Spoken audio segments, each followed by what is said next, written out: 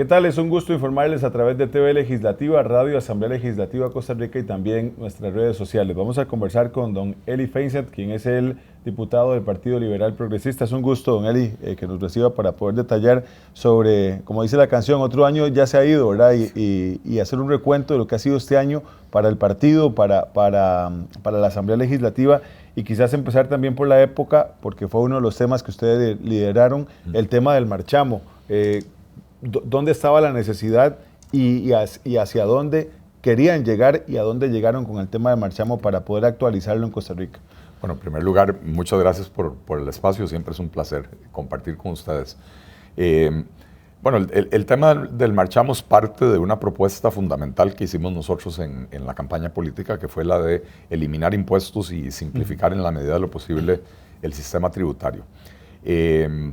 Hemos percibido en la actual Asamblea que no hay una voluntad de hacer grandes transformaciones, como nos hubiera gustado presentar un proyecto de ley y eliminar 100 impuestos de un solo tiro. Y entonces tomamos el caso del marchamo porque es un impuesto terriblemente odioso, que en Costa Rica se calcula de una forma que en ningún otro país del mundo, que termina siendo excesivamente oneroso, ¿verdad? Y ni siquiera se cumple el objetivo supuestamente establecido para el cobro de ese impuesto, que es mejorar las carreteras del país. La realidad es que buena parte de los recursos que se recaudan terminan en la caja única del Estado, se utilizan para cualquier otra cosa, no para el mantenimiento de carreteras, ¿verdad? Pero sobre todo la observación de que cuando uno se va a otros países, en Panamá el cobro es como de 27 o 29 dólares al año por cualquier vehículo. Y monto fijo. Monto fijo. En Estados Unidos, en la mayoría de los estados también es así, montos que van de 48 a 75 dólares al año, monto fijo. Incluso en el estado de Texas encontramos que es un cobro de 75 dólares cada 2 años, por lo que llaman el derecho de circulación, ¿verdad? Y solo en Costa Rica tenemos la situación donde cualquier carro, por más humilde que sea, paga no menos de 150 a 200 dólares. Porque cualquier carro en Costa Rica paga en marchamo 100,000 colones, 75,000, 100,000, 120,000 colones. Y tenemos carros circulando en Costa Rica que después de que ya pagaron todos los impuestos de importación, al año les están cobrando 500, 800 o hasta 2,000 dólares. Así que tomamos ese caso y dijimos, bueno, vamos a plantear un impuesto para demostrarle a los compañeros que sí se puede eliminar impuestos, un impuesto particularmente odioso. Todos los años, cuando sube o cuando se publicaba el monto a cobrar de los nuevos marchamos en noviembre, todos los años los diputados venían y presentaban proyectos de ley que pretendían que se aprobaran a la carrera para modificar el monto o modificar el cobro para ese mismo año. Muy al momento. Muy al momento. Nosotros lo que hicimos fue presentar un proyecto que no dependía de la puesta al cobro del impuesto, sino que era un proyecto para analizarse y discutirse a lo largo del tiempo, para que cuando se aprobara se produjera una reducción significativa del marchamo permanente. Y lo logramos. Hubiéramos preferido poner... Y consecuente con la depreciación anual también. Bueno, es que eliminamos varias de las injusticias que tenía la ley que estaba vigente hasta ese momento. Costa Rica debe ser el único país del mundo donde los carros envejecen y se revalorizan según el Ministerio de Hacienda. Entonces, eliminamos toda referencia al índice de inflación, ya no se puede volver a ajustar el precio del carro por el índice de inflación y se tiene que aplicar obligatoriamente una tabla de depreciación que quedó fijada en la ley. Con lo cual, cada año, el valor de su vehículo va a disminuir de cara a Hacienda y por lo tanto cada año su impuesto va a disminuir. ¿Quedaron satisfechos con la propuesta? Sí, porque al final de cuentas la política es el arte de lo posible. Si hubiera sido nuestra escogencia sin tener que preguntarle a nadie más, hubiéramos preferido poner un impuesto de un monto fijo por año, 100 dólares por año, todo el mundo igual y se acabó. Pero eso no tenía viabilidad política. Don Eli, usted está en una comisión de hacendarios. El tema de los créditos, que Costa Rica ha hecho esa apuesta, ¿cómo lo valora el Partido Liberal Progresista? El tema del canje de deuda y también, no ocultemos la realidad, seguimos teniendo una deuda pesada, ¿verdad? Sí, bueno, nosotros hemos sido muy críticos de la política de continuar endeudando al país. Recordemos que Costa Rica cayó a finales del 2017 en una crisis profunda. Tuvimos que salir corriendo a pedir al Banco Central que le prestara, fueron más de 500 mil millones de colones al gobierno para poder hacer los pagos de fin de año, las famosas letras del Tesoro. ¿Y por qué caímos en esa situación? Por excesivo endeudamiento. Porque el nivel de endeudamiento es tan alto que, en primer lugar, los mercados dejaron de creer que esa deuda fuera repagada, porque era más de lo que el Estado podía pagar, pero además, al ser tan alta, se consume una parte muy significativa del presupuesto nacional simplemente en el pago de intereses. Y entonces, plata que se recauda y se utiliza para pagar intereses, no se utiliza para mejorar carreteras, no se utiliza para mejorar escuelas, no se utiliza para programas de asistencia social. Es decir, es plata que está saliendo del bolsillo de los costarricenses para pagárselas a algún banco. Que fue parte de la discusión también del presupuesto nacional. En efecto, bueno, porque todo esto se termina viendo reflejado en el presupuesto nacional. El presupuesto nacional de este año, para el 2024 que se aprobó, tiene mejoras significativas con respecto a lo que se venía viendo en años anteriores, ¿verdad? Aún así, el 40% de todos los gastos se van a financiar con nueva deuda. Y eso sigue siendo preocupante. Entonces, nosotros no creemos que la solución a un problema causado por excesivo endeudamiento sea seguir generando nuevos endeudamientos. Habiendo dicho eso, hay un tema de manejo, ¿verdad? Hay un tema de manejo de la deuda. Costa Rica, entre el 2017 y el 2019, se tuvo que endeudar de una manera muy mala, ¿verdad? Y entonces emitió bonos de deuda interna con plazos muy cortos, con tasas de interés muy elevadas, y entonces ahora se ha estado en un proceso de cambiar esas deudas por deudas más baratas y tal vez de más largo plazo. Eso es positivo para el manejo financiero del gobierno, pero no podemos seguir creyendo que todos los problemas los vamos a resolver con nueva deuda, porque más bien profundizamos y que a la postre eso ha recaído, por ejemplo, en aumento de las tasas de interés, que por lo menos en vivienda y en otros créditos ha tenido un fuerte golpe en los costarricenses. Bueno, eso ha sido producto más del proceso inflacionario que se dio el año pasado, que provocó una subida de las tasas de interés. Siempre para subir, suben muy rápido, y para bajar, bajan más lentamente, ¿verdad? Pero ciertamente las prácticas de endeudamiento del gobierno afectan los mercados financieros del país, porque el gobierno es el principal jugador en esos mercados. Siempre en ese tema fiscal, don Eli, la regla fiscal es positiva, es una herramienta válida, y también la posición con respecto a que muchas instituciones han empezado a solicitar que los retiren de la regla fiscal. La regla fiscal era una necesidad en el momento en que se aprobó. Todo el paquete fiscal que se aprobó en el 2018 tenía cosas buenas, pero también tenía cosas bastante malas, ¿verdad? De la mano de la subida brutal de impuestos que implicó, la regla fiscal también obligó a contener el gasto público. Las cifras fiscales que estamos viendo hoy son producto de esa combinación de factores. A partir del 2018 la recaudación empezó a crecer mucho más allá de lo que se había proyectado. De hecho, en el 2022 el Estado recaudó 1 billón de colones, es decir, 1 millón de millones de colones, más de lo que había proyectado. En el 2021 recaudó 900 mil millones de colones, más de lo que había proyectado. Esto es producto de la subidota de impuestos del 2018. Y recordemos que subieron los impuestos, y cuando entraron en vigencia, porque tenían una entrada en vigencia escalonada, para cuando terminaron de entrar en vigencia a finales del 2019, se nos vino la pandemia en el 2020. Y entonces no pudimos ver los efectos en la recaudación por la disminución de la actividad económica en el 20 y el 21. Pero a partir del 21 y 22, empezamos a ver el aumento en la recaudación. Al mismo tiempo, la contención del gasto por la regla fiscal. Yo creo que en la aprobación de la regla fiscal se cometieron excesos.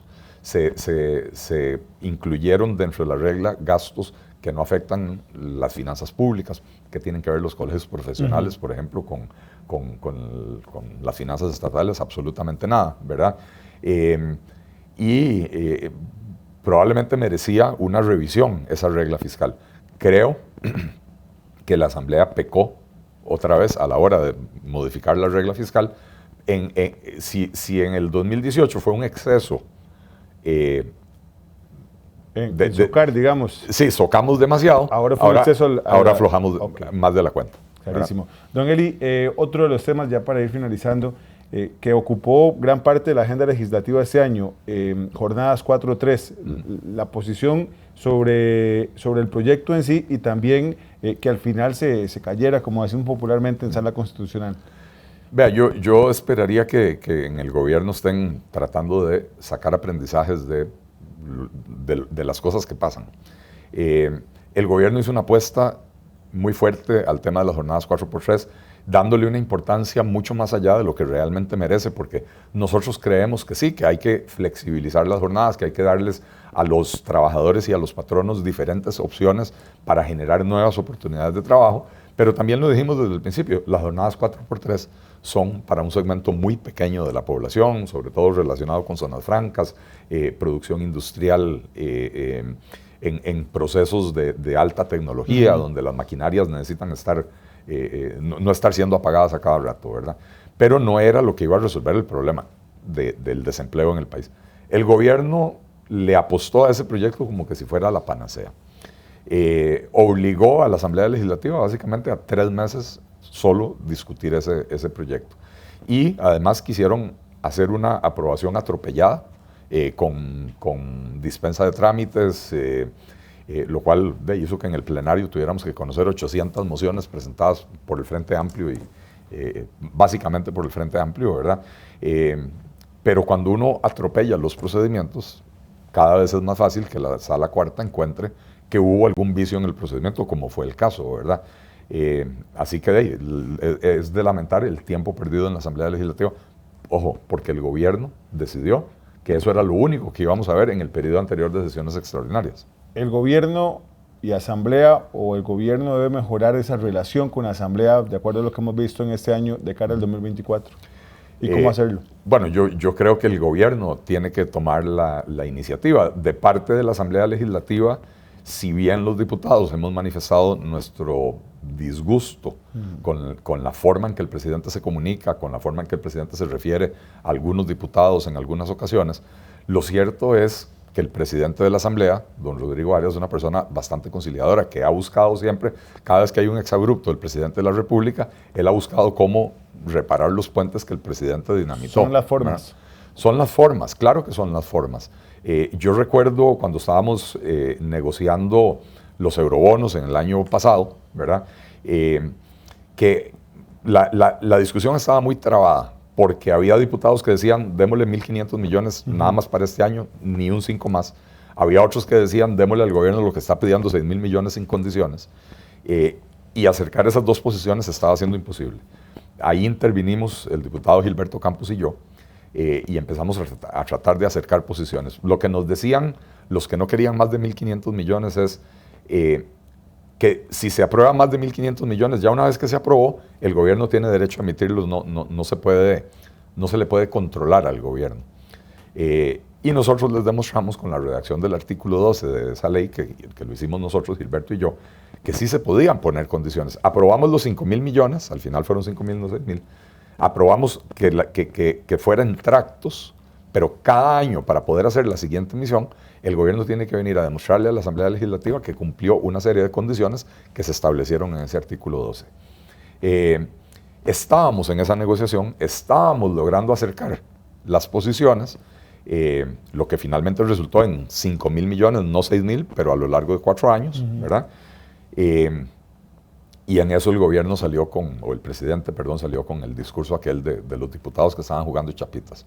Bueno, lo que habíamos avanzado en Guanacaste, lo que habíamos avanzado en las 3 o 4 semanas anteriores, ese día se vino al suelo. Yo tuve una conversación con el presidente, le dije, presidente, el ministro de Hacienda, Nogui Acosta, sabe que yo estoy haciendo esta negociación.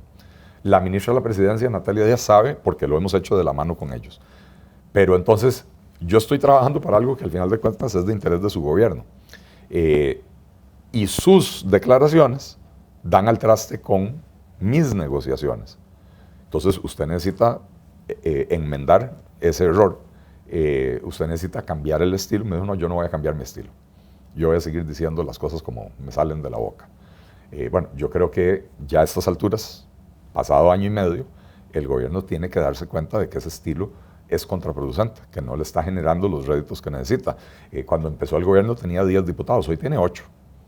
Hoy tiene 8, eso es lo que es la bancada oficialista, son 8 diputados hoy.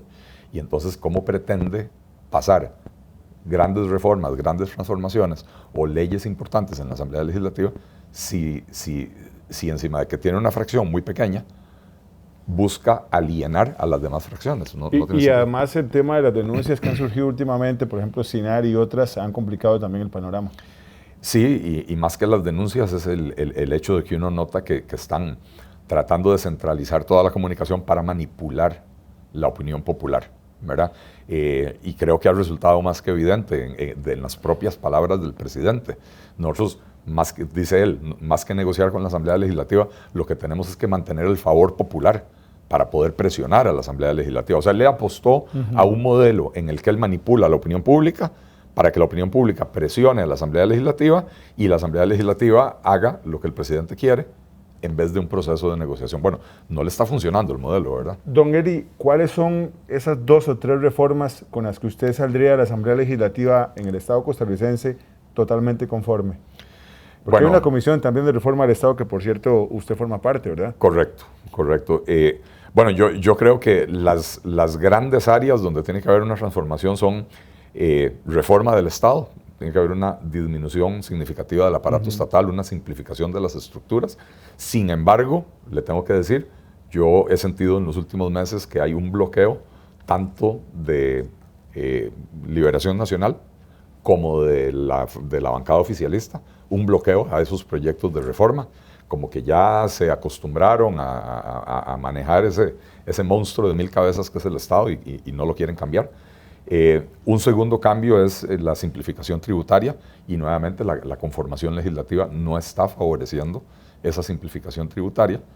Y un tercer campo que es importantísimo es el de la reforma del sector energético. La comisión especial está avanzando un proyecto bastante interesante de armonización del sector eléctrico que yo espero que llegue a buen puerto, aunque ya empecé también a sentir cierta resistencia por parte de alguna gente de los partidos tradicionales, ¿verdad?, que están acostumbrados al sistema como funciona, y eso es bastante preocupante. Pero creo que esa comisión ha estado avanzando de una manera bastante interesante. Y si puedo mencionar una cuarta área, tendría que decir que en materia de legislación concerniente a los cambios tecnológicos, ciberseguridad, protección de datos, etcétera, es una deuda que tiene el país. Debemos modernizar esa legislación y debemos de adaptarla a la realidad de un entorno permanentemente cambiante. Entonces las leyes tienen que ser flexibles, modernas, basadas en las mejores prácticas.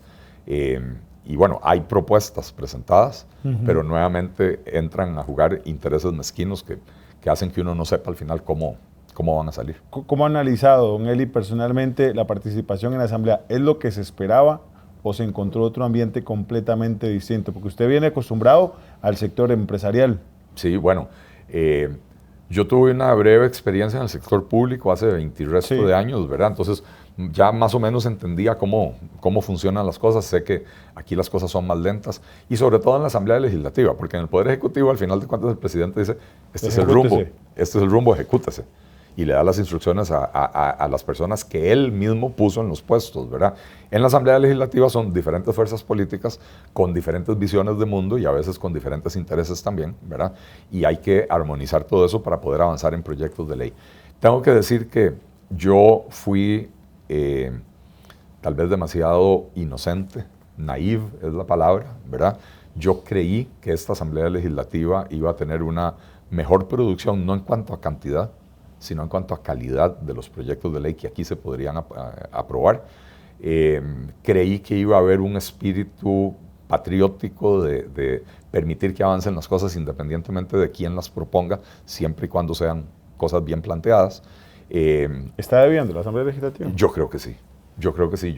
Yo percibo que hoy por hoy esta Asamblea Legislativa no tiene la voluntad de hacer grandes transformaciones que el país urgentemente necesita. Pero además en los últimos meses se ha empezado a percibir, y tal vez es por el efecto de la entrada de las elecciones municipales, se ha empezado a percibir el cálculo político que hace que diputados que anteriormente apoyaban X proyecto de ley porque les parecía bueno, de pronto digan, mejor no lo apoyamos porque eso le va a dar rédito político a alguien más. Y resulta que entonces, si tenemos elecciones cada 2 años, eso hace que el periodo para poder aprobar buenas leyes es muy reducido. ¿Eso es bueno, las elecciones cada 2 años, municipales, presidenciales, o deberíamos volver al mismo modelo que teníamos hace 10 años? Yo creo que fue un fracaso rotundo. Yo en su momento entendí la explicación que dieron de que cuando las elecciones municipales y presidenciales se hacen juntas, la gente se enfoca en la presidencial y entonces votan en las municipales de rebote, ¿verdad? Bueno, ¿qué pasó? Separamos las elecciones y entonces ahora tenemos 2 fenómenos. Uno es el abstencionismo. En las elecciones municipales el abstencionismo es del 65-70%, con lo cual no se ha logrado generar el interés de las comunidades en las cosas de sus propias comunidades. Lo otro es que en las elecciones nacionales, cuando usted tenía candidatos a alcaldes y candidatos a regidores que también se la jugaban en la misma fecha, usted tenía estructuras en cada cantón yendo a sacar el voto a votar, o sea, sacar a la gente a votar, ¿verdad? Desde el momento en que se separaron esas 2 cosas, los potenciales candidatos a alcaldes se parquean en las elecciones nacionales y dicen, yo no tengo nada en juego, yo no muevo las cosas. Y entonces eso ha hecho que también disminuya la participación o aumente el abstencionismo. Y también le quitó el espíritu de fiesta que tenían las elecciones nacionales. Me parece que por todas partes que se le vea hoy en retrospectiva, fue un fracaso. Creo que hay un proyecto en ese sentido. ¿Usted lo apoyaría? De volver a las elecciones cada 4 años, municipal y nacional. No lo conozco, pero el principio sí lo apoyo. Ok. Don Eli, muchas gracias. Muchas gracias a vos. Gracias. Continuamos con más de la información legislativa.